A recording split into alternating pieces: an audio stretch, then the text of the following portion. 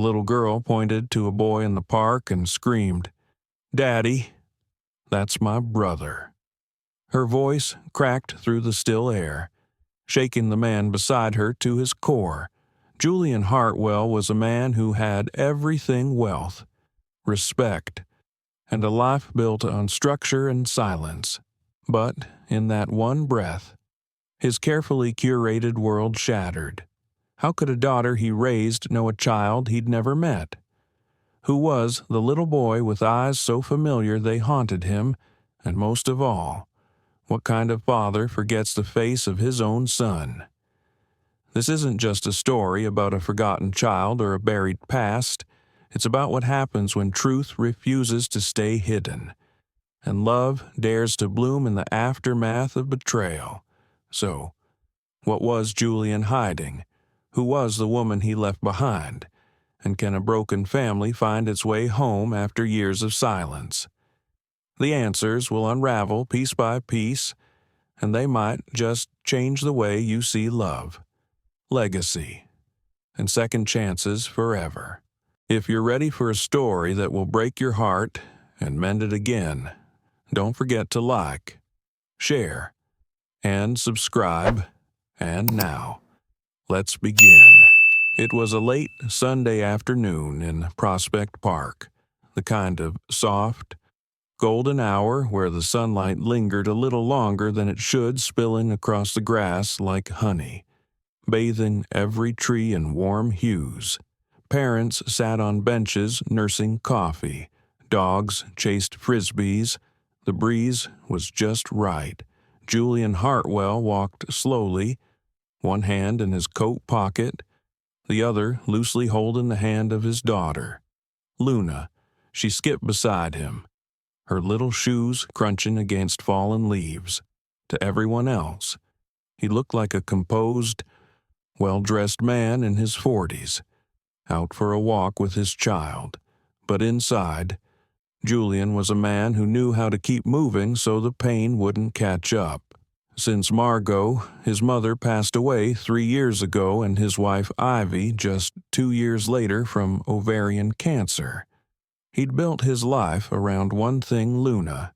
She was the reason he still got up in the mornings, the reason he still remembered how to breathe. Their Sunday walks were sacred, a rhythm that held his broken world together. "Daddy," Luna said, tugging his hand. He looked down. She stopped, like a statue, rigid, silent. Then her little finger pointed outward across the path, toward the fountain near the willow trees. "Daddy," she said again, her voice different now, softer, clearer. "That's my brother." Julian blinked. He followed her finger, confused, trying to see what had caught her attention. Sitting alone on the far end of the fountain's concrete edge was a boy, no older than 5, his arms wrapped around a torn canvas backpack, his shirt too thin for the chill, shoes worn nearly through. He sat hunched over, like he'd learned how to be small in the world. Julian narrowed his eyes. The boy was staring back, unmoving, quiet, a silent witness to something he didn't understand yet. Luna squeezed his hand again. "Daddy, look. He looks just like me, and like you." Julian felt a jolt in his chest. He wasn't one to entertain childish whims, but Luna didn't make claims like this. She was observant, sometimes eerily so. He studied the boy's face, and what he saw made the air leave his lungs. The shape of the jaw, the slope of the cheekbones, but it was the eyes, piercing blue-gray, unmistakably familiar. They were Luna's eyes, his mother's eyes, his own. "No," Julian said, more to himself than to her. "No, that's not possible, but I know it," Luna whispered. "I feel it." He turned to her, his brows furrowed. "You don't have a brother," he said gently, but firmly. "You have me, just me." Luna's voice softened, but didn't yield. "Then why do I feel like I know him?" Julian's heart pounded. The boy hadn't looked away. His eyes, cautious but steady, locked with Julian's. Something was wrong. Something about this boy didn't feel like coincidence. Julian found his feet moving before he made the decision. Luna clutched his coat as they crossed the path and stepped closer to the fountain. He stopped a few feet away and crouched. "Hey there," Julian said softly. The boy didn't answer. Julian tried again. "I'm Julian. This is my daughter, Luna. We were just walking by." The boy looked at Luna, then at Julian. He said nothing. Julian's tone grew gentler. "You okay? Buddy, are you waiting for someone?" The boy shifted slightly and spoke just above a whisper. "My name's Micah." Julian nodded slowly. "That's a nice name. Micah." He paused, trying not to push. "Do you live around here?" Micah looked down. "I think so. Mama says not to go too far. Where's your mom?" "She's home," Micah said. "Sleeping. She was really tired. I went out to find something to eat." Julian swallowed hard. "How old are you?" Micah. "5," Luna whispered. "I'm 6." She stepped forward slightly. "Do you like rabbits?" Micah glanced at her again. Slowly. A flicker of something crossed his face. Curiosity. A tiny opening. "I used to have a rabbit sticker." He mumbled. "I have a bunny named Nimbus." Luna beamed. "He's squishy, and he squeaks." Julian reached into the tote bag slung across his shoulder. Luna had insisted on bringing her granola bars and juice boxes. He pulled out a wrapped granola bar and held it out. "Here," he said. "You must be hungry." Micah stared at it for a moment, then took it gently. "Thank you." He unwrapped it slowly and began to eat, cautiously, like he wasn't sure if it was really okay. Julian's mind spiraled. The boy's features, the resemblance, and then a name, Tessa, a woman from his past, brief but unforgettable. She worked at his publishing firm 8 years ago, a junior copy editor. Quiet, brilliant, gentle in a world that didn't reward gentleness. She had been let go suddenly. There had been a dispute over a typesetting error, an issue with a sensitive manuscript. Julian never dug deep. The report landed on his desk with a red flag and a signature line. He signed off, assumed the facts were as reported. He never saw her again, but he remembered her eyes, the same ones staring at him now. Luna had sat on the edge of the fountain, talking softly to Micah, completely at ease. The boy wasn't talking much, but he wasn't afraid anymore. His shoulders had loosened. He wasn't hiding. Julian stood. His mind raced with possibilities and dread. If this was what he thought it was, if this child was his, why didn't she tell him, and more painfully, why didn't he ask that night? Julian Hartwell didn't sleep, even with Luna curled beside him, her warm breath soft against his chest. His mind refused to rest. He stared at the ceiling, watching shadows shift as city lights blinked through the blinds, somewhere, blocks away. A boy with his eyes in his blood might be sleeping on a threadbare mattress next to a sick mother who once worked 2 floors below him.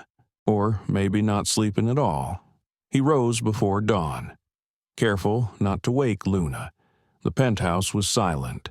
The marble countertops, the floor-to-ceiling windows, the designer furniture, it all felt hollow tonight. He poured himself a coffee but didn't touch it. Instead, he walked into his office. He opened his laptop and typed a name he hadn't said aloud in years. Tessa Lane. The company records were encrypted, buried behind layers of internal HR logs. But Julian had access. He always had access. He found her file tucked deep in the 2016 termination archives. Her photo was still attached, dark auburn hair, soft brown eyes, the faintest smile, like she wasn't sure if she was allowed to take up space. She'd been with them for 9 months, long enough to contribute to 3 major editorial projects. Her evaluations were stellar until the last month. There it was, a flagged report, a dispute between her and a senior editor, accusation negligence, response non-compliance, decision dismissal. But there were no attached statements from Tessa, no defense, no appeal. Julian remembered now he hadn't spoken to her directly. The HR director had brought the file during a meeting. Julian had signed it without reading more than the summary line. He'd been in a rush, focused on landing a 7-figure distribution deal at the time. The paperwork was just another interruption. His chest tightened. He scrolled down and found something unexpected, a copy of an emergency contact form, listed at the bottom. A phone number, a street address in Clinton Hill. That address was over 6 years old. But it was something. He reached for his phone. Carmen. He said when his assistant picked up. Morning. Mr. Hartwell, you're calling early. I need you to run a search on a former employee, Tessa Lane. Start with internal records, but then branch out. Medical databases, apartment registries, school enrollments, anything. It's urgent. There was a pause on the line. Yes, sir. Can I ask? No, he said gently. Not yet. After the call ended. Julian sat still for a long moment. His fingers hovered over the keyboard. But he didn't type. He just stared at the screen. Had she tried to contact him back then? He remembered something vague, a notification in his old inbox, an unread message, or 2. He opened the archived email folder, the one his IT team had migrated years ago. There they were. Subject, please read this subject. It's important. Julian date.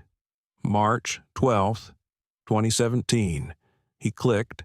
Her message was short, cautious, apologetic. I don't know if you even check this account anymore. I didn't know who else to reach out to. I didn't fight the termination. I didn't have the strength. But I'm pregnant. I don't want anything from you. I just thought you deserved to know. She had included a phone number. It had never been saved. Julian leaned back in his chair and covered his face with both hands. The guilt washed over him in waves. He hadn't just ignored her. He had erased her, like she never mattered, all while building an empire on his reputation for being attentive. The irony made his throat burn. Later that morning, Julian dressed Luna for school, quietly slipping her favorite glittery scarf around her neck. She babbled about Nimbus, her stuffed bunny, and how she hoped Micah liked the granola bar. Julian smiled faintly, kissed her forehead, and sent her off with their driver. He told Carmen to cancel his morning meetings. He had somewhere to be. The building at the old Clinton Hill address was barely standing. Paint peeled in long strips from the brick facade. The buzzers were cracked. The front stoop sagged in the middle. Inside, the stairwell smelled of mildew and cigarette ash. Apartment 3C. He knocked twice, then again. No answer. He left a package by the door, a week's worth of groceries, cold medicine, vitamins, hand warmers, and a note that simply read, "From someone who should have asked." He walked away, feeling no peace. That night, he told Luna a bedtime story about a lion who lost his roar and had to find it again by listening instead of talking. She drifted off halfway through, her head on his chest, her fingers curled around his. Julian didn't sleep again. The next afternoon, Carmen called. "Sir," she said. "I found her." His pulse quickened. "She's still in Brooklyn." Carmen continued. "Moved to a basement apartment in Bed-Stuy 3 years ago. Medical records show she's been in and out of urgent care clinics recently. No insurance. Her son, Micah, is enrolled at PS 142 but has missed 18 days this semester." Julian closed his eyes. I need the address." He said, "Are you sure?" "Yes." He ended the call, then sat in silence, staring out the window. What would he say? "I'm sorry I didn't know you deserved better." The words all felt thin, fragile, inadequate. He wasn't sure what he was walking into, but he knew he had to walk through it. This time, he would not look away. After dinner, while Luna was playing with her blocks, Julian sat down beside her. "Do you remember Micah?" he asked. She looked up. "Of course. Would you like to see him again?" Her eyes lit up. "Yes. Can he come over again? He looked sad last time." Julian smiled faintly. "I think we're going to see him instead." He packed a small bag, a book, a sandwich, a new pair of clean socks. He didn't know what they'd find, but he knew what not to arrive empty-handed meant. As the sun began to set, he and Luna stepped into the town car and gave the driver the address in Bed-Stuy. The buildings they passed grew lower, then rougher. Julian's jaw clenched at every boarded window, every shivering child on the corner waiting for a delayed bus. This was not a place Tessa Lane should have ended up in, and yet it was where she had been left. The car stopped. He stepped out with Luna. The building was worn and heavy with silence. They walked up to the door of apartment 1B. He hesitated, then knocked. Footsteps. The door opened slowly, and there she was, Tessa Lane. She froze, hand still gripping the knob, like her body hadn't yet caught up with what her eyes were seeing. Julian's heart felt like it stopped. She looked thinner than he remembered, paler, her hair pulled back in a messy knot. She wore no makeup, no armor, just the quiet exhaustion of someone who had weathered too many storms. Luna stepped forward and whispered, "Hi." Tessa's eyes dropped to the child, and her expression softened, then flickered in confusion. She looked up again. "What are you doing here?" she asked. Julian opened his mouth, but no words came at first. Then, quietly, I read the email. Tessa's breath caught. Julian looked her in the eyes. "I didn't know. I didn't read it. I didn't call. I didn't ask." She crossed her arms, still guarding herself. "It's been 5 years. Julian, I know. And now you show up with a child. She's mine. Luna." Tessa's eyes lingered on the girl. Her face shifted. Recognition, regret. Julian's voice cracked. "Is Micah—" My son Tessa didn't answer right away. Then she stepped aside and said, quietly, "You better come in." Julian stepped across the threshold of apartment 1B with a quiet breath, the smell of warm dust, canned soup, and something metallic lingered faintly in the air. The walls were a faded yellow, cracked in places. The light above the kitchenette flickered once and then dimmed again. It wasn't dirty, but it was worn down by years of survival. Luna held his hand tightly. Her eyes darted around curiously, but she said nothing. Tessa didn't invite them to sit. She closed the door behind them and walked toward the small couch. She stood beside it, arms crossed, jaw set. Micah peeked around the corner of the hallway, wide-eyed and silent. When he saw Luna, he stepped out slowly. "Tessa," Julian began, his voice barely above a whisper. "I know this is unexpected." "Unexpected," she echoed, her tone sharp. "You show up after 5 years like you just missed a memo. I didn't see the email until yesterday." He said, "You didn't care to look." She cut in, "I was disposable. A checkbox, a problem solved." Julian didn't argue. He knew better. "I failed you," he said quietly, "and I failed him." Micah stood next to her now. His hand reached for hers. She exhaled, shoulders dropping just slightly. "I didn't want your money. I still don't. But I told you. I tried. Julian nodded, guilt folding him inward. I know. I read your words, every one, and I know it doesn't fix anything. But please, just let me explain. Let me do something. Tessa looked down at Micah, then back at Julian. Sit, she said finally. Motioning to the lone chair beside the small table, Julian lowered himself slowly, knees heavy. Luna sat beside Micah on the floor, already pulling her little notebook from her coat pocket. She offered it to him with a crayon, like they'd met in another life. Tessa's voice softened but stayed guarded. I didn't tell him about you. I didn't know what to say. Julian looked at the boy. Micah was quietly drawing lines and stars, eyes focused but flickering toward Luna every few seconds. I understand. Julian said, You were alone? Tessa blinked hard. My grandmother helped in the beginning. After she passed, I had no one. I worked nights at a bakery, then freelance editing jobs. He got sick last winter and I had to choose between heat and medicine.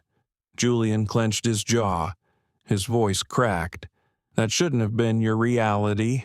I'm so sorry. She stared at him. I sent those messages because part of me hoped, I don't know, maybe you'd care. I would have. Julian said, If I had seen them then. But you didn't. She said simply, That's what matters. Micah glanced up. Mama, is he? Tessa knelt beside him and brushed a curl from his forehead. Yes, she said softly. He's your father. The boy didn't react the way Julian expected. No confusion, no fear, just silence. He looked over at Julian, then Luna, then back down at his crayon. Julian's heart ached. Can I spend some time with him? Julian asked gently, slowly, on your terms. Tessa hesitated. Not tonight, she said, but maybe later this week. Julian nodded. Of course. He reached into his coat and placed a sealed envelope on the table. Tessa's eyes narrowed. This isn't charity. Julian said, It's support. For whatever you need. Groceries, bills, anything. She looked at it, then at him. I'm not trying to buy back what I lost. I just want to help. There was a long pause. Then she picked it up, slid it into a drawer without a word. I need to know for sure. Julian added, Would you be willing to do a paternity test? Tessa's eyes flashed with old pain. I already know, she said. Look at him. I have, Julian replied. That's why I'm here. But I'd like confirmation. For legal reasons, too. It'll help me protect him. Tessa nodded slowly. Okay, we'll do it. Micah stood up then, walked over to Julian, and looked up at him for a long moment. Then, without saying anything, he held out the drawing he and Luna had been working on. It was a house, with 4 figures, Julian, Luna, Tessa, Micah. Julian took it with trembling hands. His throat tightened so much he couldn't speak.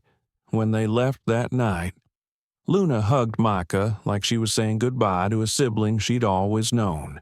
Julian walked away with his hand shaking inside his coat pocket. He had answers now, and more questions than ever. The next morning, Julian woke up early again. The penthouse was quiet, the silence almost kind. He made Luna breakfast and packed her school lunch. Adding an extra sticker to her sandwich wrapper, she skipped off, humming. That girl, he thought, could carry the weight of 1,000 regrets and still find light. Later that day, the DNA test was done privately at a nearby clinic. Julian sat beside Micah in the waiting room while Luna traced circles in a puzzle magazine. Micah didn't ask questions. He just watched everything with those quiet, alert eyes. Afterward, Julian walked them to a nearby cafe and bought them cocoa. Micah gripped the warm cup like it was magic. He didn't smile often, but when he did it was faint and flickering, like a match lit in the wind. Julian watched him carefully. He already knew the answer, but he waited. The results came back 2 days later. Probability of paternity: 98%. Julian stared at the printout alone in his office. The world outside his window buzzed with taxis and power lunches. His empire moved forward as if nothing had changed. But everything had. He picked up his phone. "Carmen," he said, "block out the afternoon. I'm not taking any meetings today." "Understood." He stood, walked over to the window, and pressed his hand against the cool glass. He had a son, and the world didn't feel quite so empty anymore. That evening, Tessa knocked on the door of the penthouse. Micah stood beside her, wearing a clean sweater, his backpack slung over one shoulder. She looked uncertain but calm. "Just a few hours," she said. Julian nodded and welcomed them in. Luna squealed and grabbed Micah's hand. "Come on, you haven't seen Nimbus's new outfit." Micah was dragged into a swirl of crayons and toy rabbits. Julian and Tessa stood in the doorway. He looked at her, voice low. "Thank you." She didn't say anything, but her eyes softened. That night, while the kids played in a blanket fort, Julian made grilled cheese sandwiches. He glanced into the living room where 2 tiny heads peeked out from under a blanket roof made of kitchen chairs and pillowcases. Tessa sat at the counter, watching him. "You don't have to cook," she said. He smiled faintly. "I do when it matters. You're good at pretending like you're fine." He didn't answer right away. "I've spent a long time surviving with polished answers," he admitted, "but I'm trying to be real now. For him, for her." Tessa looked at the plate of sandwiches he placed in front of her. "Well," she said, "this is a decent start." Julian laughed softly. "High praise from a woman who used to correct my grammar under her breath. You noticed? I noticed everything about you." The moment hung between them like a held breath. Then Micah called out from the fort, "Can we have our sandwiches in here?" Julian grinned. "Only if you promise to share with the Queen of Nimbus." Luna shrieked, "That's me." And for the first time in what felt like years, Julian heard laughter in his home that didn't echo with grief. It simply filled the room, like it belonged. Julian didn't expect the boardroom to feel colder than Tessa's apartment had, yet here he was, sitting at the far end of a gleaming conference table. Sunlight cast in harsh rectangles across the polished wood, surrounded by men and women in tailored suits, eyes sharp, expressions unreadable. The DNA results hadn't been leaked, not yet, but word had traveled quickly. Carmen had been discreet, but one of the firm's junior partners had spotted Julian entering a local clinic with a child that looked strikingly like him. Rumors had begun to thread their way through offices and elevators. Now the board wanted answers. "You've been distracted," said Garrett Sloan, a senior partner and longtime friend of Julian's father. His tone was flat, not quite accusatory, but close. Julian sat back, his hands folded calmly in front of him. "Is there something specific you'd like to address?" Garrett slid a tabloid photo across the table. It showed Julian and Micah walking out of the clinic. Micah had been holding Luna's hand. "This," Garrett began, "is my son," Julian said simply. A silence settled over the room. No gasps, just tension tightening like string. Someone coughed. Another rustled papers unnecessarily. "I understand how this may appear," Julian continued, "but I'm not ashamed. I didn't know about him until last week. The mother was a former employee. There were failures. Mine. The systems. I take full responsibility. And now asked one of the marketing executives, a woman named Clarissa with a clipped voice and frost in her eyes, you intend to, what publicly claim this child, merge this into your brand. Julian's jaw clenched, but his voice remained steady. He's not a headline. He's a human being. My child. That's not branding. That's fatherhood. Garrett leaned forward. Julian, you've built an empire on discretion, discipline, order. You've never once courted scandal. Never deviated from strategy. This complicates things. Julian nodded. Yes, it does, but sometimes complications are what make us human. Investors don't like surprises. Then they'll have to adjust. Clarissa scoffed. You're playing a dangerous game.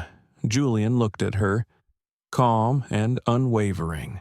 The real danger, he said quietly, is pretending a mistake never happened and letting it repeat itself. I didn't just miss an email. I missed a life. I won't do that again. The room fell quiet again. Not in agreement, but in acknowledgement.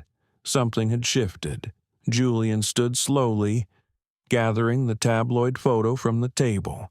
If this is the price of doing the right thing, he said, then I'm willing to pay it. He left the room without waiting for their response. Outside, Carmen stood by the elevators, tablet in hand. She gave him a look, half supportive, half bracing. Well, she said, that went better than I expected. He chuckled softly. That makes one of us. Later that evening, back in the penthouse, Julian made dinner himself again. Nothing extravagant, just lemon pasta with roasted vegetables and warm garlic bread. Luna danced through the kitchen in her socks, dragging Nimbus by the ear, while Micah sat at the counter. Coloring quietly, Tessa arrived just after 7. Her eyes flicked toward the stove. The table already set, the scent of basil thick in the air. You cook now. Julian shrugged. I'm learning. She sat down across from Micah. You behaving. He nodded solemnly. Yes. Mama. Julian placed a small bowl of salad in front of her, then took a seat across the table. They ate quietly for a few minutes, just the clink of forks, Luna's occasional chatter, and the soft hum of city sounds beyond the window. Then Tessa said, I heard something today. Julian looked up. One of your board members came into the bakery. He paused. May's table. Yes. She took a sip of water, her eyes never leaving his. He didn't order anything, just stood near the register and stared at me like I was some museum relic. Then he said, I suppose you're the reason for all this noise. Julian set his fork down gently. I'm sorry. I told him if he didn't want to contribute to the noise, he could take his coffee elsewhere. He laughed, a genuine laugh that caught him off guard. I mean it. Julian, she said, you don't owe me a defense, but I won't be your scandal. You're not, he said softly. You never were. They just don't know how to handle anything that doesn't fit in a spreadsheet. She hesitated, then added, they'll come after you harder now. The firm, the press, the same people who used to toast your efficiency will now question your judgment. He nodded. Let them. The only thing I regret is not finding you both sooner. There was a long pause. Then Tessa looked over at Micah, who was peeling the crust from his garlic bread with focused precision. He's still quiet around you? She said, I know. It's not personal. I don't take it that way. She studied Julian for a moment. He watches you. She said, when you're not looking, like he's trying to figure out who you really are. Julian smiled faintly. Then I'll just have to keep showing him after dinner. While Luna pulled Tessa toward her room to show her a painting of a galaxy bunny, Julian found Micah sitting on the rug near the bookshelf. He walked over and sat beside him, carefully keeping distance. "What are you reading?" Julian asked. Micah turned the book toward him. "The Big Book of Dinosaurs." "Nice," Julian said. "When I was your age, I thought I wanted to be a paleontologist. You know what that is?" Micah nodded. "Dinosaur digger." "Exactly." Micah flipped a page. "Do you like T-Rex?" Julian asked. "They have small arms." Julian smiled. "They do." A pause. Then, very quietly, Micah said, "Are you going to stay?" Julian's heart tightened. "Yes," he said without hesitation. "I'm not going anywhere." Micah nodded slowly, then handed him the book. That was enough. That night, after Tessa left, Julian stood on the balcony with a blanket over his shoulders, watching the lights of the city blink in and out like tired stars. He felt tired, too, but not empty. He felt full, a new kind of full. He heard the soft thud of footsteps behind him. Luna joined him, blanket wrapped like a cape, hair messy from play. "Is Micah really my brother?" she asked. Julian knelt beside her. "Yes," he said. "He is." She looked thoughtful. "I'm glad," she said. "He's quiet, but I think he's kind. Like you." Julian smiled. Pulling her into his arms, the city below moved on, indifferent to everything. But here, in this small space of warmth and whispering winds, something was being rewritten. A door had once closed. Now, slowly, gently, it was opening again. The next morning, the penthouse was quiet. Julian sat alone at the kitchen table, a mug of black coffee cooling in front of him. The sun was just beginning to warm the windows, casting long golden lines across the marble floor. He hadn't slept much, not from stress but from thought. He kept returning to that night 5 years ago. The last time he saw Tessa Lane across a boardroom hallway, he had passed her without a word, too consumed with the merger that would double their global reach. She had turned her face away before he could speak, and he'd let her go. He had never opened her messages.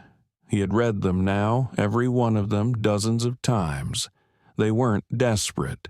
They were measured, honest, quiet pleas for a conversation, not a rescue. The tone of someone who wasn't expecting help, only hoping for dignity. Julian closed his laptop and leaned back in his chair.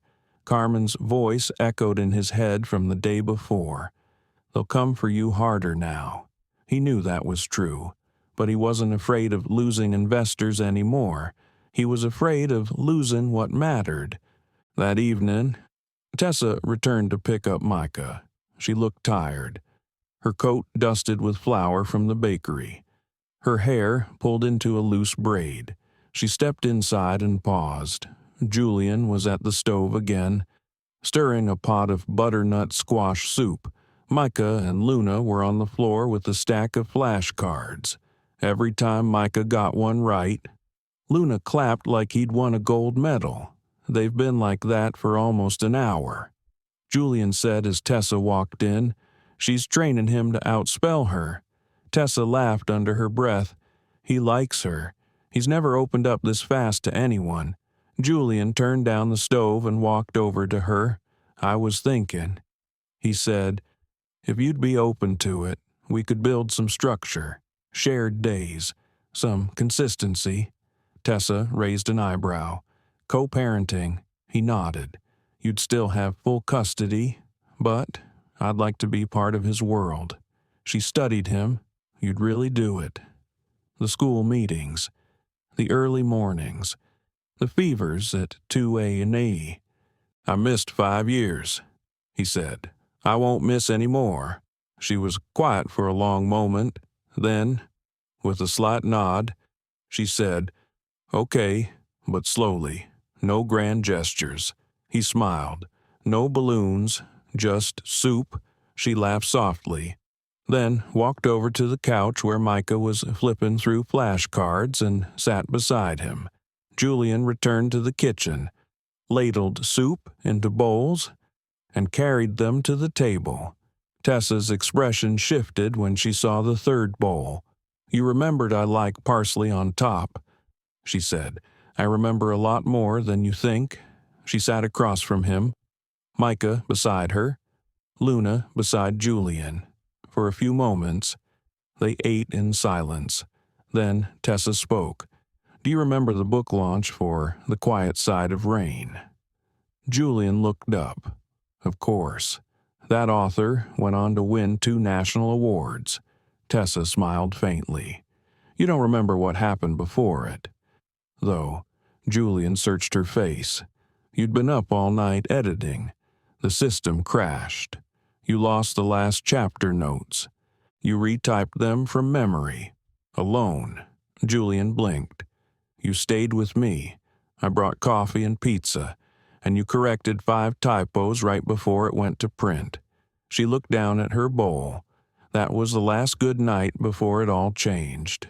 Julian's throat tautened. "I should have fought for you," he said. "I should have asked questions. I knew something felt off in your termination report, but you didn't ask." She said gently, "No." He admitted, "I didn't." He stood up, walked to the cabinet, and pulled out a thick folder. He slid it across the table toward her. "What is this?" she asked. "A full breakdown of the internal investigation we ran last week. HR records, communications. The senior editor who reported you was later flagged for multiple misconduct incidents. Your case was the first." Tessa flipped through the file. Her hands trembled slightly as she read the notes, the falsified logs, the unchecked biases. "They pushed me out." She whispered, "I let them." He said. A long silence passed between them. Then Tessa looked up. "I want you to know something. I didn't walk away because I hated you.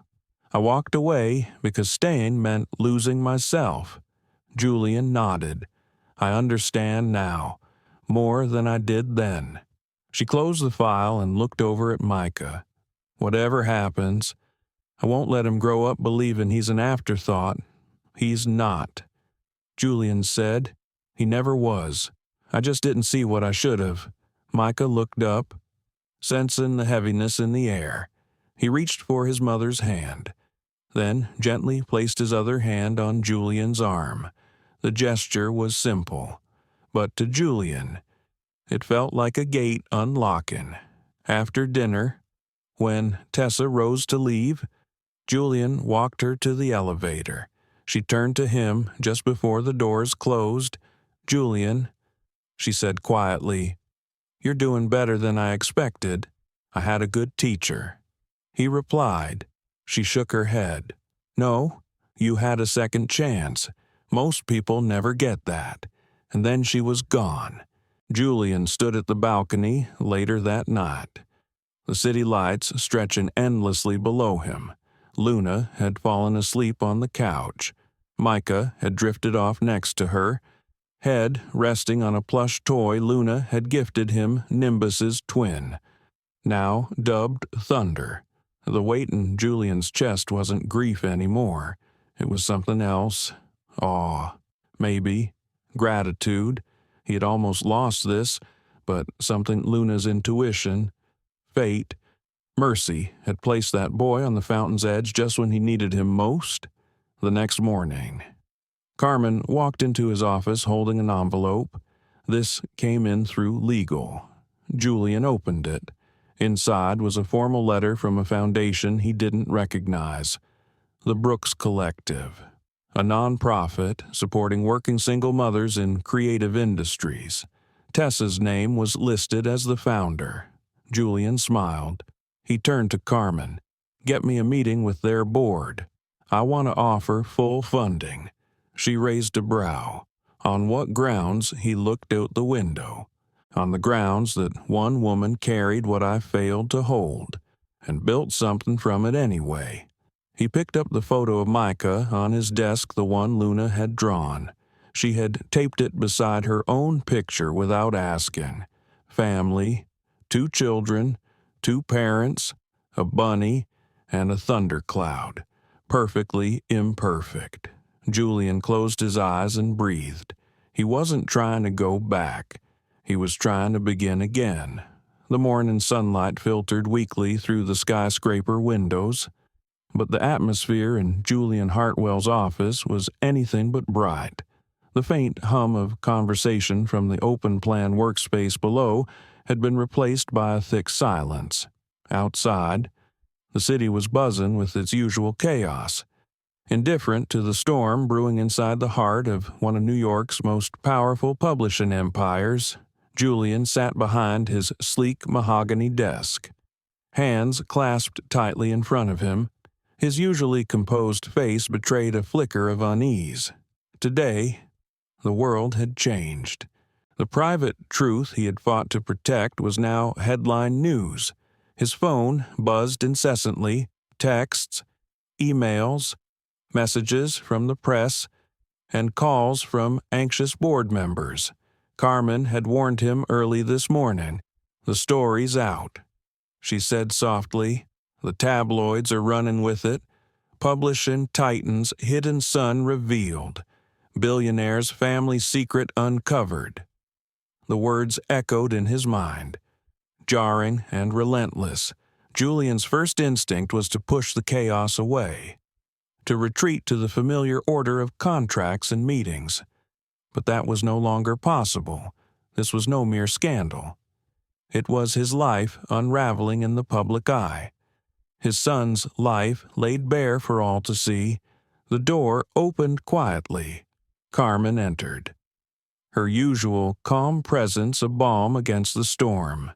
They're calling for an emergency board meeting, she said, placing a tablet on his desk. Garrett Sloan is leading it. They want to discuss damage control. Julian nodded, rising slowly. Then we give them the truth. The boardroom was cold, the kind of cold that crept beneath your skin. Garrett Sloan sat at the head of the table, his expression unreadable. Around him were faces Julian had known for years. Some allies, some adversaries. We're all aware of the news coverage. Garrett began. This revelation has already impacted our stock prices. Our investors are nervous. Our partners are questioning our leadership. Julian looked around the room, meeting each gaze. I am the father of that boy, Micah Lane. I did not know about him until recently. I have made mistakes, grave mistakes, but I'm here to take responsibility and to do right by my family. Clarissa Beck, the head of PR, scoffed lightly. Responsibility is fine. Julian, but your actions have consequences. This is not just a personal matter anymore, it's a business crisis. Julian's voice grew firmer. My son is not a crisis. He is my responsibility, and I will protect him from anything. A tense silence followed. Then Garrett sighed.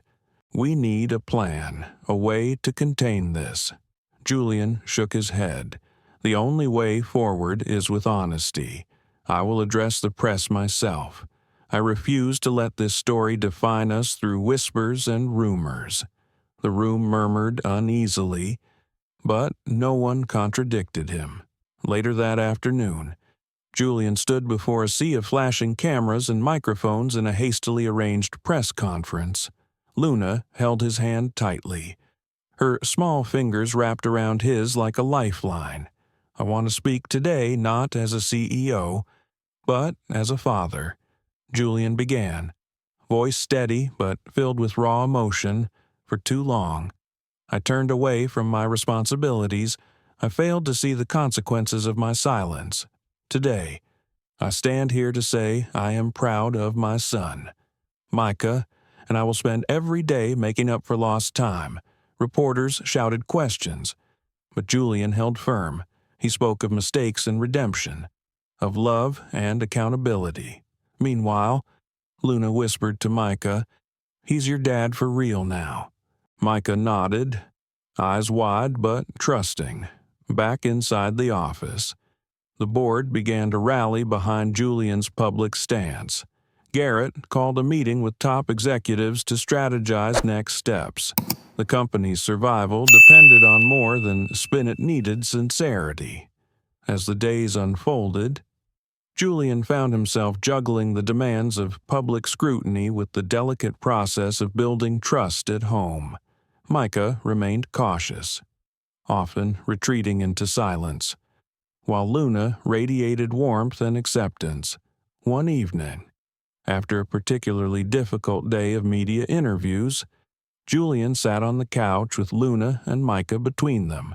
He reached out, gently holding Micah's hand. "You're safe here?" he whispered. "We're family now." Micah looked up, a small, uncertain smile breaking through. The journey ahead was uncertain and fraught with challenges, but for the first time in years, Julian felt a fragile hope blossom in a promise of healing and belonging. The soft glow of the pendant lights cast a warm circle over the dining table, the rest of the penthouse cloaked in gentle shadows. It was the first time in weeks that Julian Hartwell had prepared an entire meal from scratch. The scent of garlic and rosemary mingled with the faint hum of the city beyond the windows, creating a quiet sanctuary from the whirlwind of headlines and boardroom battles.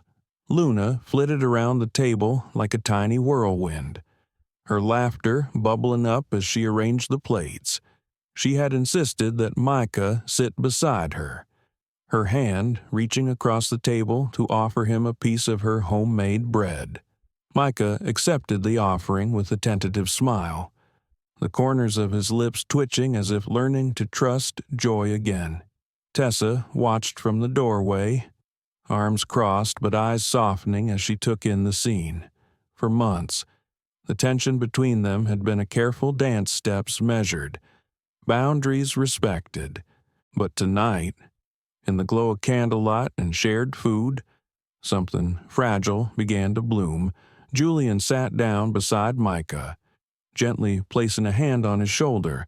"How was school today, buddy?" Micah shrugged, eyes still wide but less guarded than before. "Okay." Luna leaned in conspiratorially. "We learned about planets. Did you know Jupiter has a storm bigger than Earth? It's been raging for hundreds of years." Micah nodded slowly, eyes shining with wonder. Julian smiled, the first real smile he had felt in weeks. It was in these small moments, laughter mingled with curiosity, that he sensed the true work of healing beginning. After dinner, Tessa cleared the plates, her movements methodical. She paused by the counter, watching Julian and the kids. "You're good at this," she said softly. Julian wiped his hands on a towel. "I'm learning." They exchanged a look that held years of unspoken words. The past, painful and tangled, was still there, but tonight it felt less like a weight and more like a starting point. Later, as the children played with building blocks on the living room floor, Tessa sat beside Julian on the couch. "I got a call today," she began hesitantly, "from a publishing house in Brooklyn. They want to offer me a communications role, part-time, flexible." Julian's eyes lit up. "That's wonderful. I'll help make it happen." She shook her head. "No, I want to lead it. I want this to be mine." Julian reached out and took her hand. "You deserve that." They sat in silence, the moment heavy with possibility. Then Tessa sighed. "I'm scared." Julian, "Not of the work, but of what it means." Julian frowned. Meaning opening old wounds, facing the world as more than just the woman who had your child. "I want to be seen for who I am, not for the story I carry." Julian nodded slowly. "You're more than that to me." She smiled, a fragile thing, and leaned her head against his shoulder. In that quiet intimacy, Julian felt a shift deep inside, a hope tempered by the knowledge that forgiveness and trust were not gifts freely given, but earned through time and consistency. As the night deepened, Luna and Micah's laughter echoed through the penthouse, building forts and spinning stories of dragons and heroes. Julian watched them, the future suddenly feeling less daunting, but the real test, he knew, was still to come. The next day, Julian found himself in the office of his longtime lawyer, Robert Caldwell. Papers were spread across the desk: custody agreements, trusts, legal protections for Micah. Robert looked up as Julian entered. "This is going to be a complicated process." Julian nodded. "I'm ready for complicated." Robert sighed. "You'll face scrutiny from the press, from the board, and from the public. But more than that, you'll face your own doubts." Julian met his gaze. "I have those already." Robert smiled faintly. "Good. That means you're human." Back in the office, Julian stared out the window at the skyline, the weight of legacy and responsibility pressing down. But he was no longer alone in this. With Tessa's strength and Luna's boundless heart, he felt a foundation taking shape beneath his feet. The days that followed were a blend of business and family school meetings, media interviews, and quiet evenings at home. Tessa threw herself into her new role. The bakery, May's table, blossoming with customers and community support. One afternoon, while Julian was preparing for a board meeting, Luna burst into his office, her eyes shining. "Daddy," she said breathlessly, "Micah wants to build a castle. Can you help?" Julian smiled, setting aside his work. "Lead the way, Princess." That evening, the three of them sat on the living room floor, building a castle from colorful blocks. Micah laughed a clear, genuine sound, and Luna beamed with pride. Julian felt tears prick at his eyes. This was what he had missed: the chance to be a father, the chance to heal. As he watched his children, he made a silent promise: no matter the headlines, no matter the challenges, this family would come first. The living room was scattered with toys and crayons, soft afternoon light filtering through the curtains. Julian Hartwell sat cross-legged on the floor between Luna and Micah, a pile of colorful blocks in front of them. They were attempting to build a fortress, a castle worthy of the adventures they shared in whispered conversations and wild imaginations. Luna's giggles filled the room as she stacked a blue block precariously high, eyes sparkling with delight. Micah watched her carefully, lips pressed in concentration. Julian glanced down at Micah. The boy's expression was quieter today, less guarded, more open.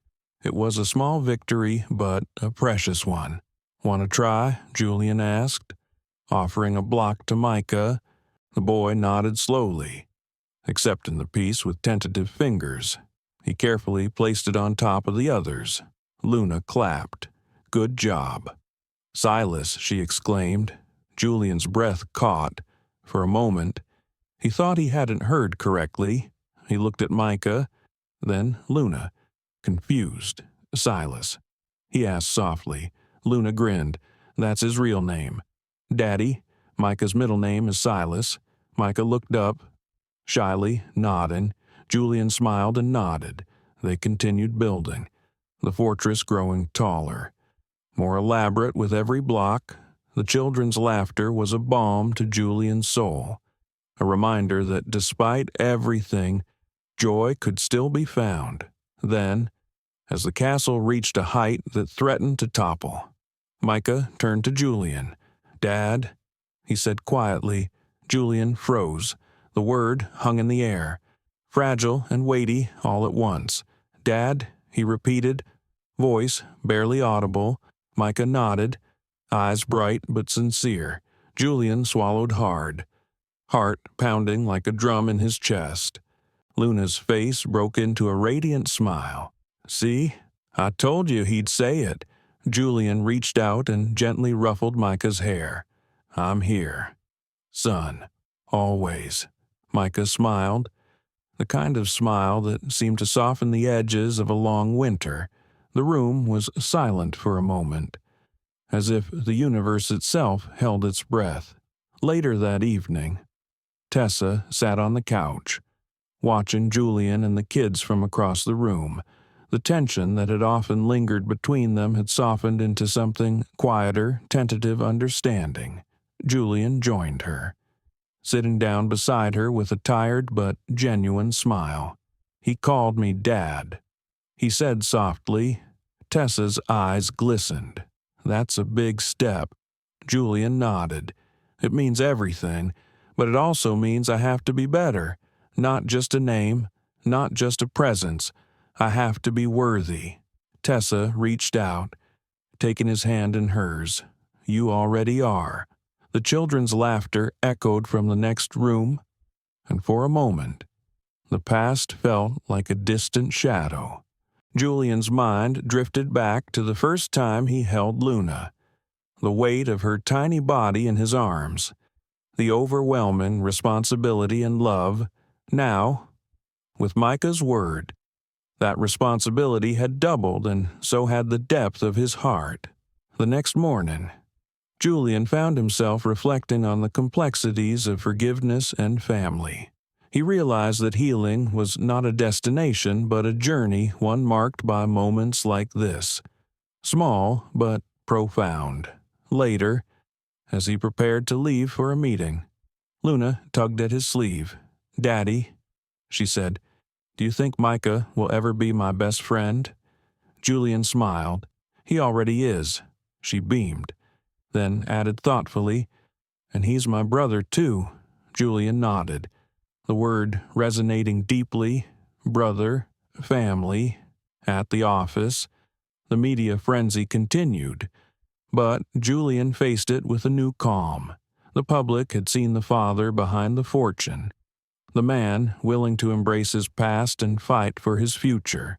Back home, the children built forts and castles, their laughter a steady rhythm in the fabric of Julian's life. Each day brought new challenges, but also new hope, because in that moment when Micah called him Dad, Julian knew they were no longer strangers bound by circumstance.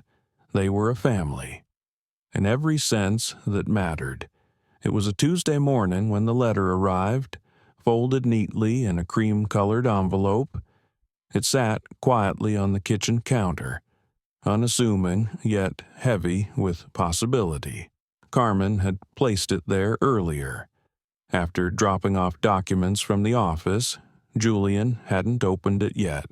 He stood over it with his coffee, watching the steam curl and fade into the silence. Tessa walked in wearing a soft blue cardigan, her curls still damp from the shower. She noticed the envelope before she saw him. Something serious, she asked, pouring herself tea. Julian glanced down. An offer. From the city. She raised a brow. The city. He nodded. They want me to co-lead a new public initiative, something about literacy and early childhood education, in partnership with the school district, a joint venture between private and public sectors. Tessa looked surprised. That's unexpected. Julian smiled faintly. It came through after the press conference. I think people saw something different in me. Not just the CEO, but the father. She sipped her tea, eyes searching his. Do you want to do it? I do, he said quietly, but not alone. He picked up the envelope and held it toward her. They asked me to name someone from the nonprofit world, someone with direct experience, someone community-driven. I gave them your name. Tessa's eyes widened. Me. You've built May's table from scratch. You've advocated for single mothers, community education. You've lived this story. You deserve to have a voice in how these policies are shaped. She took a deep breath. Julian, that's a big leap. I know. What if I say yes, and I fail? Julian stepped closer, his voice low and steady. You won't, but if you stumble, I'll be there, not to catch you, just to walk beside you. Tessa looked at the envelope in her hands, weighing it like it contained something far more than words. Then she nodded slowly. Okay, let's talk to them. That afternoon, they walked into City Hall together. The meeting room smelled faintly of old wood and lemon polish. Across the table sat Councilwoman Nora Epps, a sharp-eyed woman in her 60s with a warm smile and no tolerance for pretense. She gestured for them to sit. We've seen the impact your story has had. Mr. Hartwell, she began, flipping through a folder, but we're not interested in tabloid buzz. We're interested in long-term change. Public trust in leadership is fractured. Families are hurting, and we need people who understand that from the inside out. Julian nodded. That's why I asked Miss Lane to join. Councilwoman Epps turned to Tessa. Your bakery has become a known community space. We've heard from several local leaders about your outreach. You've helped launch job training for single mothers and established a reading room for children. Is that correct? Tessa's voice was calm. It is. We've built it, block by block. Councilwoman Epps smiled. Good. Then let's build something new. The meeting lasted an hour. By the end, both Julian and Tessa had been named to the advisory committee for the New York City Literacy and Family Equity Initiative. They would be co-chairs. Outside, the sun had dipped behind the buildings, turning the sky into molten gold. Tessa looked over at Julian. Co-chairs. He grinned. Has a nice ring to it. She rolled her eyes playfully. You realize this means spending more time together. Julian's voice softened. I'm counting on it. In the weeks that followed, the initiative took form. Meetings were held. Strategy documents written. Community leaders brought in. Julian navigated the bureaucracy with his usual precision, while Tessa brought grounding and empathy to every conversation. But it wasn't just their public lives that were shifting. At home, the transformation was just as profound. Micah now laughed more freely. He and Luna had started drawing comic strips together, wild, imaginative tales of twin dragons who protected a magical kingdom. Nimbus, ever loyal, was cast as the wise guardian fox who held the map. Julian began waking early, making breakfast not because he had to, but because he wanted to. Pancakes with strawberries became a Saturday tradition, and Luna had declared him officially better than the diner. Tessa began to leave her things in small corners of the penthouse, a scarf draped over the couch, a favorite mug in the cupboard. The distance between then and now shrank a little more each day. One evening, after putting the children to bed, Julian joined Tessa on the balcony. The night was cool, a soft breeze brushing past them as the city glittered below. He handed her a glass of wine. You ever think about how fast life can change? He asked. Tessa nodded. Every day. I used to think success was about control, about sealing off vulnerability. And now I think it's about showing up anyway. She looked at him, the city's reflection in her eyes. You're different. Julian, I had to be. You and Micah, you brought me back to who I was supposed to be. A long silence followed. Then, hesitantly, he reached into his coat pocket and pulled out a small velvet box. Her breath caught. I'm not asking anything yet, he said quickly, except this: would you consider a future together? Not because we have to, but because maybe we want to. Tessa stared at the box, then at him. She didn't open it. Instead, She stepped closer and rested her forehead against his. "I need time." She whispered, "I have time." He replied. They stood there for a long while. The city alive around them, but the moment still. It wasn't a proposal in the traditional sense. It was a promise. Not to erase the past, but to build something new on top of it. Something honest. Something lasting. Something worthy of the word family. The past never knocks gently. It doesn't ask for permission. It doesn't wait for a quiet moment. It just shows up. And when it did, for Julian Hartwell, it arrived wearing a navy suit and a smirk that hadn't changed in 7 years. Grant Everly. Julian hadn't seen him since the final quarter of the Arlington merger, the very season Tessa was let go under a veil of whispers and manufactured HR jargon. Grant had been the director of personnel strategy at the time. Cold, calculated, always speaking in percentages and probabilities. Never people. And now, he stood in Julian's lobby, holding a leather briefcase and flashing the same crooked grin that had once sent interns into hiding. "Julian," he said, extending his hand like they were old friends. "Been a long time." Julian didn't move. "What do you want?" Grant's smile widened. "Just a conversation." Carmen appeared at Julian's side. Eyes narrow. He didn't have an appointment. Julian gave her a small nod. "It's okay. Send him up." Inside the office, Grant made himself comfortable before Julian even sat down. He opened his briefcase with slow, theatrical ease, pulling out a few manila folders. "I read about your big announcement with the city." Grant said, "Congratulations. Really, family man, community reformer, it's a compelling rebrand." Julian's eyes didn't waver. "Get to the point." Grant leaned forward.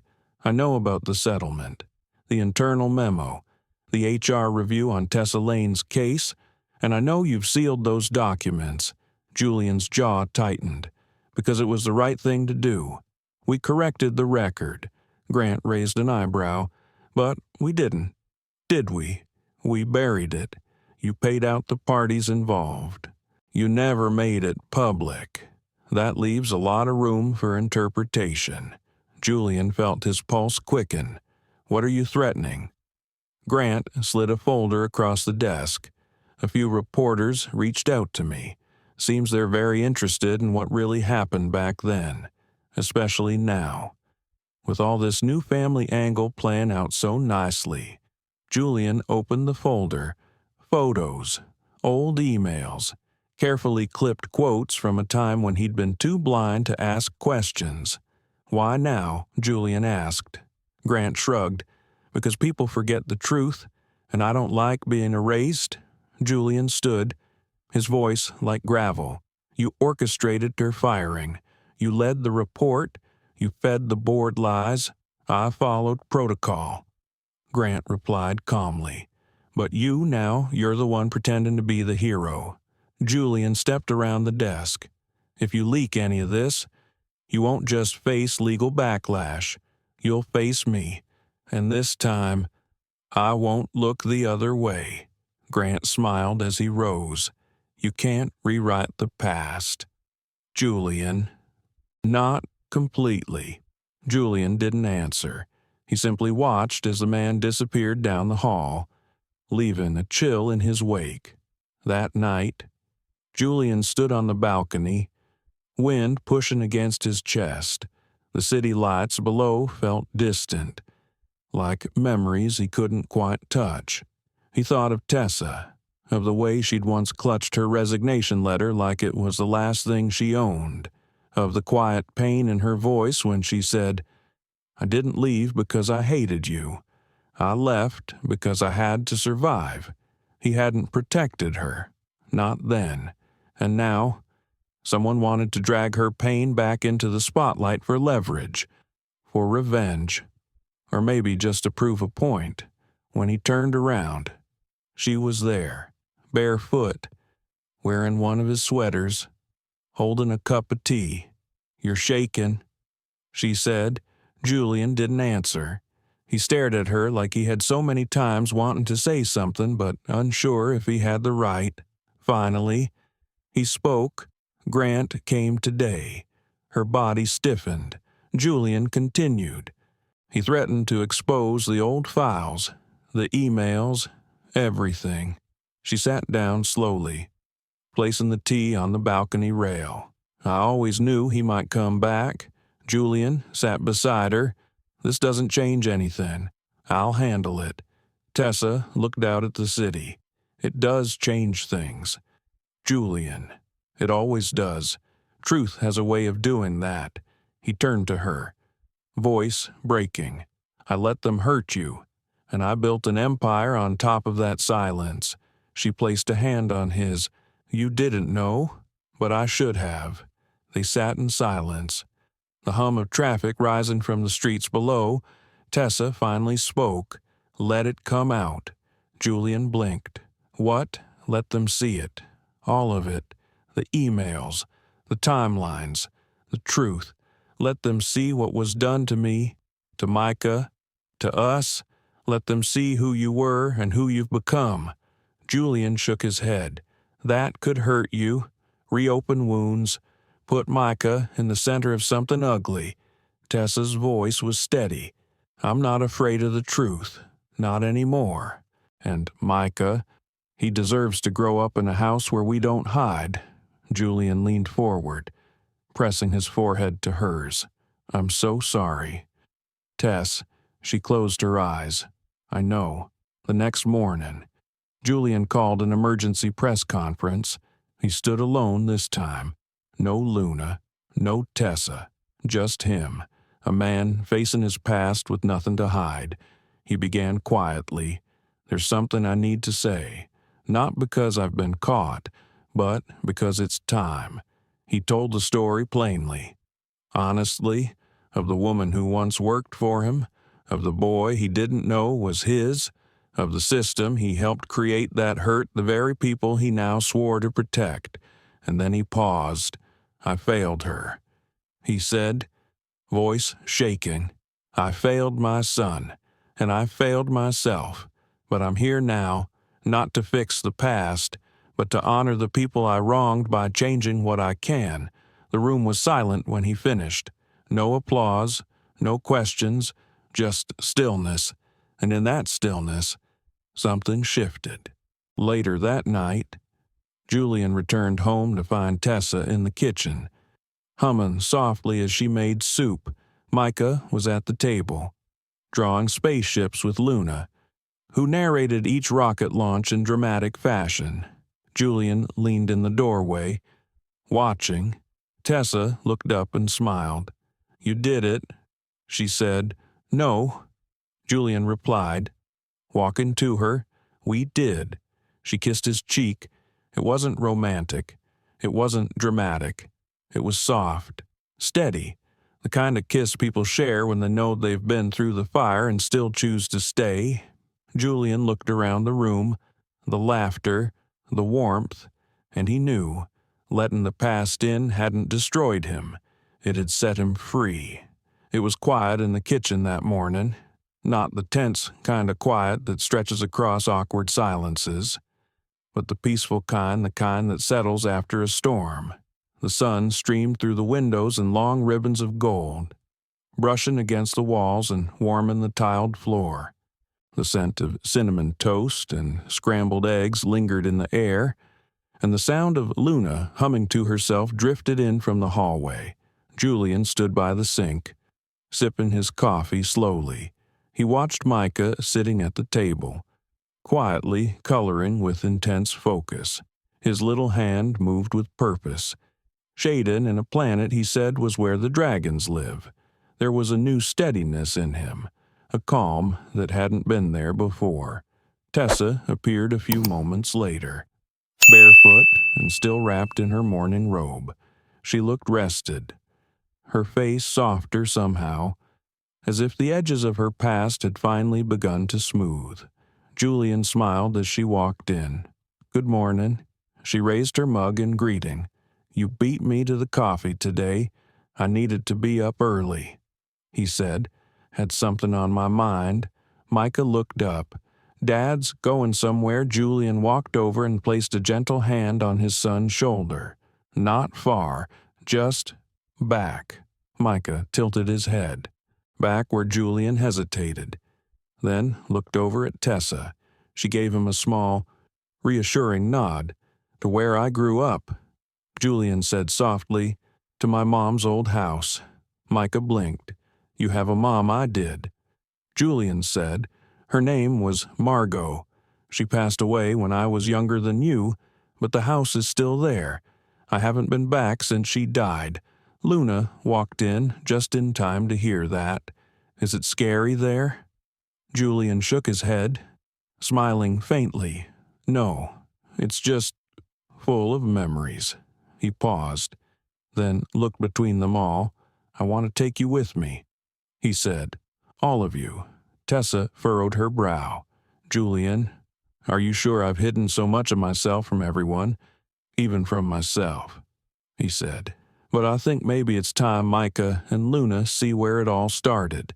And maybe it's time I do too." 2 days later, they were on the road. A black SUV rolled through miles of winding countryside, the skyline of New York shrinking behind them. Micah stared out the window, chin resting on his folded arms. He didn't ask many questions, but every once in a while, he'd point to something: a cow in a pasture, a crumbling red barn, and Luna would invent a story about it. Julian just listened. The house was small, a 2-story white cottage tucked behind overgrown hedges and a front porch with paint peeling in long strips. Margot's garden had been devoured by time, and the mailbox leaned forward like it was tired of standing. Julian parked slowly, turning off the engine. No one moved at first. Then Luna whispered, "It looks like a storybook house." Tessa smiled. "It kind of does." Julian got out first. He walked up the creaky porch steps and paused in front of the door, his hand resting on the knob.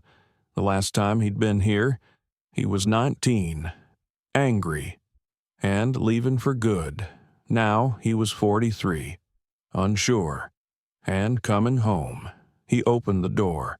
The air was thick with dust and silence. Furniture was covered in white cloths, like old ghosts resting beneath them.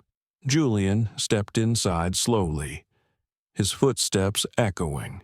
He moved through the house room by room, the kitchen, where his mother used to hum jazz standards while she baked cornbread, the tiny dining room with mismatched chairs, the living room, where she used to read aloud to him every evening. Upstairs, he found the small bedroom he'd grown up in, the twin bed, the posters still curling at the edges, a stack of forgotten books on the windowsill, their spines cracked and faded. He stood there for a long time. Tessa joined him quietly. She would have loved them, she said. Looking down the hall where Luna and Micah played with dust motes in the light, Julian nodded. She would have loved you too. That night, they built a fire in the old stone fireplace. They sat on blankets and cushions, roasting marshmallows on skewers Tessa had packed from home. Micah curled into Julian's side, his voice sleepy. "Did your mom read to you?" "Too?" he asked. Julian looked into the fire. "Every night. She used to read me stories about kings and foxes and stars. She said I could be anything I wanted." Luna scooted closer. "And did you?" Julian smiled. "Not at first. I forgot who I was for a long time, but I think I'm remembering now." Micah yawned. "Can you read us something like she did?" Julian looked around, and then noticed an old wooden crate in the corner. Inside were a few dusty books. He pulled one out carefully, the wind in the willows, and opened to a random page. As his voice rose softly, carrying the words into the old beams of the cottage. Something happened. The house felt warmer, less haunted, more like home. Later that night, after the children were asleep, Julian and Tessa sat outside on the porch. The stars above were endless. Julian leaned forward, elbows on his knees. "When I left this place," he said, "I swore I'd never come back. I thought if I could get far enough, I could outrun everything." Tessa was quiet. He turned to her. "But this house, it's where I learned to love stories. It's where I learned how to care. It's where she taught me about showing up. She'd be proud of you." Tessa said, "I hope so." He reached into his pocket and pulled out a small silver key. "I want to give this place to you," he said, "for May's table, for the mothers who don't have a place to land, for the kids who need a storybook house to believe in." Tessa stared at the key, tears filling her eyes. "You're giving away your childhood home. I'm giving it back," he said, "to the kind of love my mother believed in." She took the key, and for the first time in a very long time, Julian felt whole. They came back to the city in early spring. When the sidewalks were wet with melted snow and flower stands began to reappear outside the corner markets, everything felt lighter. Even the skyline seemed less harsh, more familiar, as though something inside them had finally aligned with the place they called home. Julian drove slowly through Manhattan, windows down, just enough for the breeze to filter through. In the back seat, Luna pointed out every cherry blossom tree she saw, counting them out loud as Micah quietly listened, his head resting on the edge of the window, a rare smile playing at the corners of his mouth. The city wasn't just a backdrop anymore. It was part of the story now. When they arrived home, the doorman greeted them with a warm smile and a nod. Carmen had sent flowers ahead of their returned peach roses and lilacs arranged in a clear vase that sat waiting on the kitchen island. Julian stood in the doorway for a long moment, holding the key, then slipped it into the lock. The penthouse was just as they'd left it. But something had changed. The silence that used to feel so big, so heavy, had been replaced by echoes of belonging. There was laughter in the walls now, names spoken with tenderness, memories beginning to root. Julian helped the kids unpack while Tessa wandered into the living room, dropping her scarf over the back of the couch. The way she always did now, she stood at the window, looking out at the city as the sun began to fall. Julian joined her quietly. "I didn't think it would feel like home," she said, her voice low, "but it does." He answered. She nodded. "It really does." That evening, they had dinner at May's table. The restaurant was bustling, filled with familiar faces, customers, neighbors, people who had followed the story and returned not for the press but for the people behind it. Tessa greeted everyone with quiet grace, hugging old friends and thanking strangers who offered words of support. Julian stayed close, but let her lead. This was her space, her legacy, and he was proud to walk beside her in it. Midway through the evening, Councilwoman Nora Epps arrived, her usual no-nonsense demeanor softened by a smile that reached her eyes. "I came to say thank you," she told Tessa and Julian. "The initiative is launching next month, and you've both been named honorary co-directors." Tessa blinked. "I thought it was temporary." Nora shrugged. "Well, some stories change the room. Yours did." Julian shook her hand, gratitude thick in his throat. "We won't let you down." Later, when the restaurant emptied out and the lights dimmed low, Julian found Tessa sitting in the quiet dining area, flipping through a scrapbook Luna had made during their trip. He sat beside her. She drew dragons, Tessa said, smiling. Micah helped her color the wings. Julian looked down at the page. Their garden a castle. Home, she said softly. He reached into his coat pocket and pulled out the velvet box he'd carried with him since the night on the balcony. Tessa looked at it, then at him. "I'm not asking for a promise you can't keep," he said. "I'm just asking if we can build something together. No timelines, no pressure, just a beginning." She opened the box. Inside was a ring, simple and beautiful. A small sapphire set in rose gold.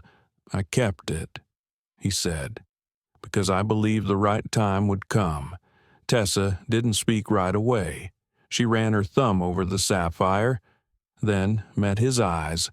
"This time," she said, "we write the story ourselves." They didn't set a date. They didn't announce anything. They just walked out of the restaurant, hand in hand, back into the quiet street, where Micah and Luna were chasing each other under a street lamp. The light caught their laughter, caught the way Micah reached for Luna's hand as they ran. How she didn't let go. Back at home, Luna crawled into bed without needing to be asked. She pulled Micah in beside her, even though they had separate rooms now. He didn't argue. They huddled under the same blanket, and within minutes, they were asleep. Julian watched from the doorway, his chest full of something so wide, so deep, he had no words for it. Later, he stood by the window again, looking out at the city lights. Tessa joined him, slipping her hand into his. "I think we made it," she whispered. He looked at her. "We're here," she said, "to the beginning." A week later, Julian sat down with a journalist from the Times, not for a profile, not for a redemption arc, but for a piece on fathers who found their children late and chose to stay.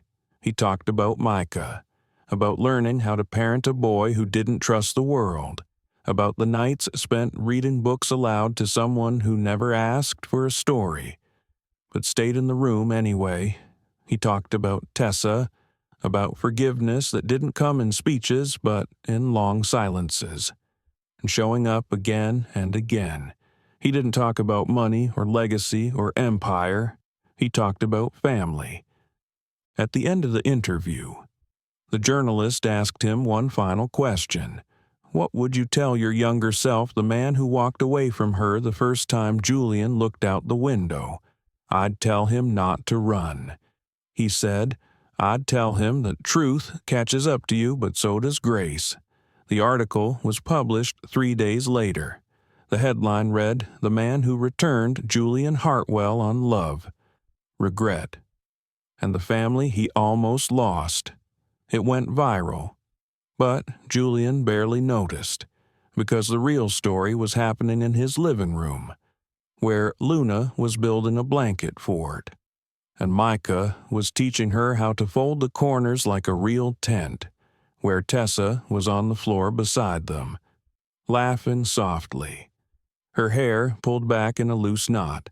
And Julian, he was finally in the story, not as the hero, but as a man who had once walked away and chose, every single day, to come back. In the end, it wasn't the money, or the mansion, or the headlines that defined Julian Hartwell. It was the moment he knelt beside a boy he once abandoned and chose to stay.